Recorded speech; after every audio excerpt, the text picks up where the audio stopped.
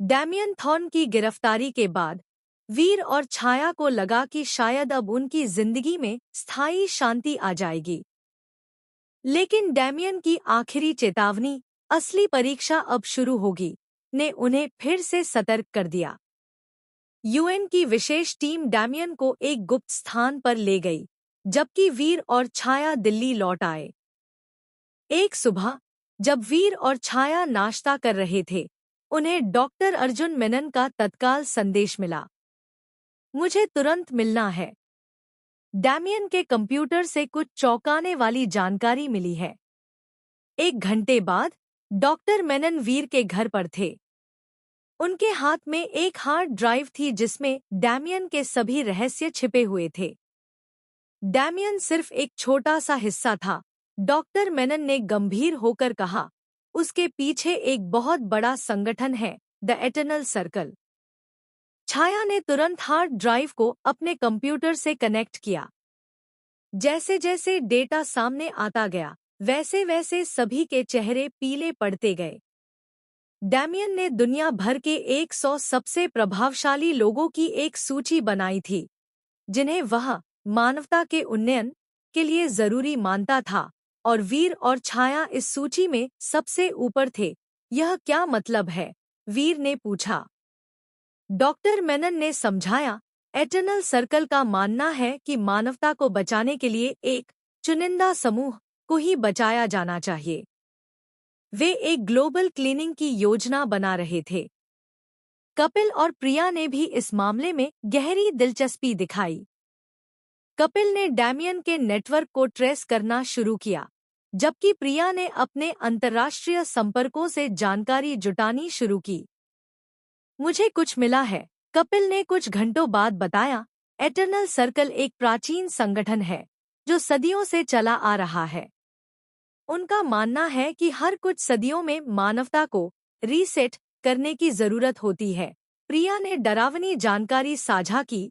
मेरे सूत्रों के अनुसार वे एक ग्रेट रीसेट की योजना बना रहे हैं, जो अगले 6 महीने में होना है। छाया ने डैमियन के डेटा का गहन विश्लेषण किया। यह भयानक है। वे एक जैविक हथियार तैयार कर रहे हैं जो दुनिया की 90% आबादी को खत्म कर देगा और सिर्फ योग्य 10% को बचाएगा। वीर ने तुरंत यूएन को इस खतरे की सूचना दी। यूएन महासचिव ने एक इमरजेंसी बैठक बुलाई, जिसमें दुनिया भर के शीर्ष नेता शामिल हुए। वीर और छाया को इस बैठक में विशेष आमंत्रण दिया गया। यूएन हेडक्वार्टर्स में हुई बैठक में वीर और छाया ने सभी नेताओं के सामने पूरी स्थिति रखी। यह कोई साधारण आतंकवादी समूह नहीं है, वीर ने कहा। यह एक वैश्विक खतरा है जो पूरी मानवता के अस्तित्व को चुनौती दे रहा है। छाया ने तकनीकी विवरण दिए। उनके पास एक ऐसा वायरस है जो जेनेटिक कोड के आधार पर काम करता है। वे इसे हवा, पानी और खाद्य आपूर्ति के माध्यम से फैलाने की योजना बना रहे हैं। चीनी प्रतिनिधि ने सवाल किया, लेकिन हम उन्हें कैसे रोक सकते हैं? हमें तो पता ही नहीं कि वे कहाँ हैं। डॉक्टर मेनन ने जवाब दिया, हमारे पास एक सुराग है। डैमियन के डेटा में एक लोकेशन का जिक्र है, the heart of the mountain. Kapil ने तुरंत इस लोकेशन को खोजना शुरू किया। मुझे लगता है यह स्विट्जरलैंड की आल्प्स पर्वतमाला में है। वहां एक गुप्त प्रयोगशाला है।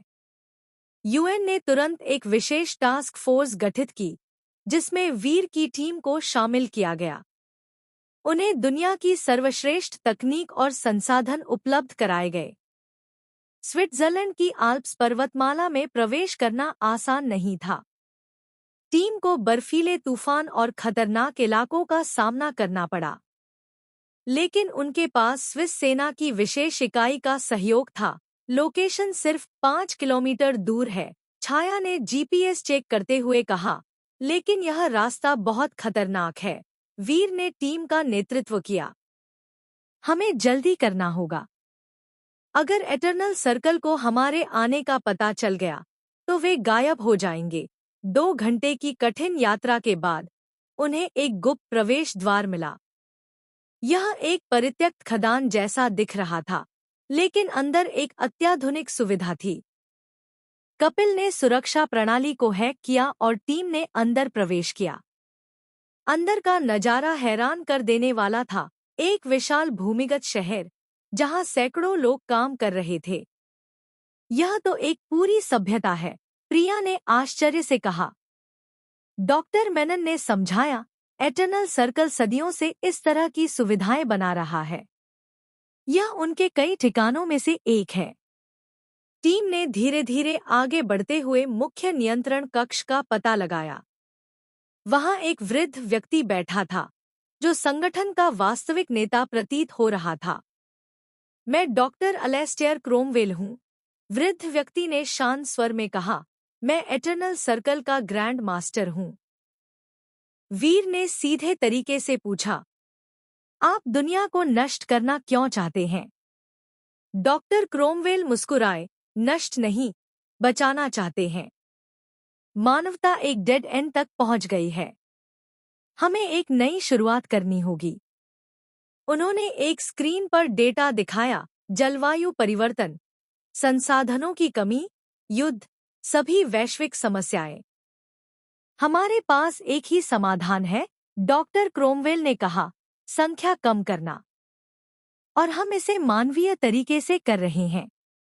छाया ने गुस्से में कहा, 90% लोगों को मार डालना मानवीय नहीं है।